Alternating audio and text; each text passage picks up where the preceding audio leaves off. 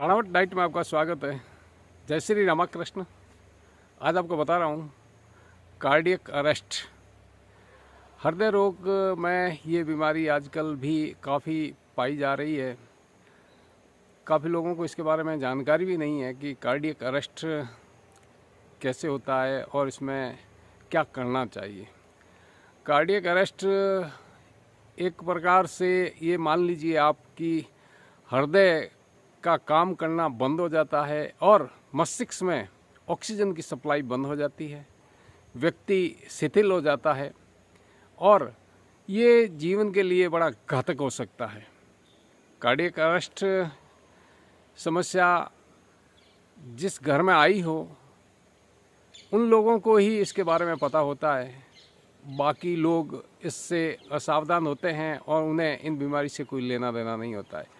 पर जागरूकता के लिए आपको ये ध्यान रखना ज़रूरी है कि कार्डियक अरेस्ट जो आता है उसके कारण क्या है, लक्षण क्या है और उसके निदान क्या है, जिससे व्यक्ति की एक दुखद घड़ी आई हुई होती है जो उस समय व्यक्ति उस दुखद घड़ी में वापस प्राण रक्षा कर सकता है। अन्यथा जब हृदय से मस्तिष्क में ऑक्सीजन नहीं पहुंचेगी तो मृत्यु होने की संभावना बहुत ज़्यादा होती है। इसलिए आपको यहाँ चेतन अवस्था में आना बहुत ज़रूरी है कि हृदय पंप करना बंद कर देता है और तुरंत इलाज नहीं मिलता है तो मिनटों में मौत हो जाती है। इसलिए कार्डियक अरेस्ट के लक्षण हैं उसको आप में जानना चाहिए। कार्डियक अरेस्ट के लक्षण अचानक और गंभीर होते हैं, जैसे अचानक बेहोशी, सांस बंद होना या बहुत धीमा होना, दिल की धड़कन का बंद हो जाना, पल्स महसूस न होना, मांसपेशियों में ऐंठन या झटके महसूस होना।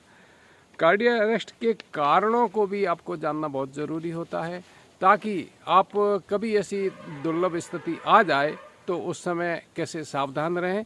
तो कार्डियक अरेस्ट के कई संभावित कारण होते हैं।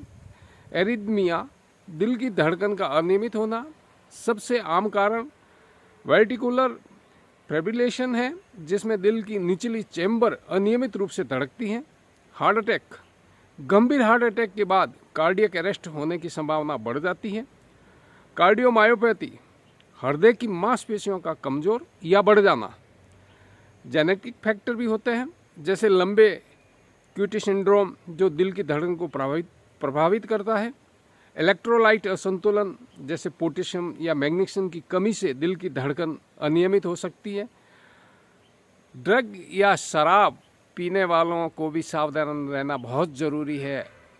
जब अत्यधिक शराब पी लेता है व्यक्ति और उस समय हो सकता है क्रोध की अवस्थाएं हों, तब उन्हें इस अवस्था का सामना करना पड़ सकता है जिसमें हृदय की कार्य क्षमता प्रभावित होती है। प्राथमिक उपचार और इलाज के लिए भी आपको सावधान रहना है। कार्डियक अरेस्ट के दौरान तत्काल चिकित्सा सहायता लेना बहुत ज़रूरी है। आमतौर पर सीपीआर, छाती को बार बार दबाने से हृदय को फिर से पंप करने में मदद मिलती है। सीपीआर के बारे में आप जानते होंगे, नहीं जानते तो उसके बारे में मैं अलग से वीडियो दूंगा। डिफिब्रिलेशन, विशेष मशीन डिफिब्रिलेशन से हृदय को विद्युत शॉक देकर उसकी धड़कन को सामान्य किया जाता है। यह उपचार जितनी जल्दी किया जाए बचने की संभावना उतनी ही बढ़ जाती है। इलाज के बाद के उपाय, कार्डियक अरेस्ट के बाद मरीज को गहन चिकित्सा की आवश्यकता होती है।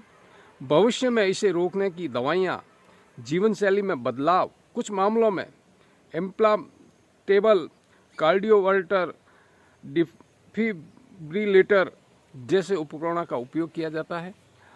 अर्थात आपको अब ये वीडियो देखने के बाद समझ में आया होगा कि किस प्रकार से व्यक्ति की एक असावधानी के कारण परिवार के सदस्य की जान जा सकती है, तो उसको रोका जा सकता है और उसको दीर्घायु बनाया जा सकता है। तो कहने का तात्पर्य, आप सचेत रहें, सावधान रहें, अपने परिवार के सदस्य को सुरक्षित रखें। अगर आप कोई सार्थक टिप्पणी करेंगे तो सार्थक टिप्पणी का जवाब दूंगा। मिलते हैं नए अपडेट वीडियो में। तब तक के लिए जय हिंद, स्वस्थ रहें, मस्त रहें।